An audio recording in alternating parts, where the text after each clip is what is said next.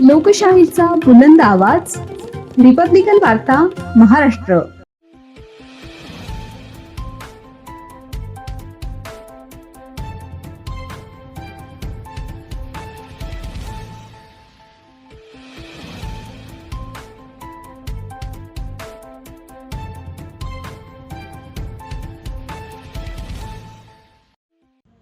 एकदंत चौकातील पाणी गळतीचा प्रश्न मार्गी, पाण्याची नासाडी थांबवण्यासाठी ठोस पाऊल.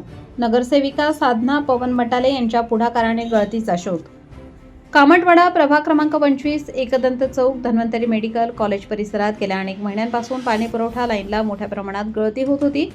महानगरपालिका पाणी पुरवठा विभागाच्या कर्मचाऱ्यांनी अनेक वेळा गळतीचे अचूक ठिकाण शोधण्याचा प्रयत्न केला, मात्र वारंवार अपयश येत होते.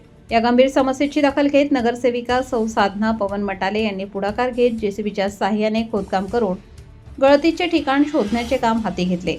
अखेर पाईपलाईनमधील गळतीचे अचूक ठिकाण शोधण्यात यश आले असून दुरुस्तीचे काम तात्काळ सुरू करण्यात आले आहे. या कामामुळे परिसरातील नागरिकांना दिलासा मिळाला असून भविष्यात होणारी पाण्याची नासाडी थांबण्यास मदत होणार आहे.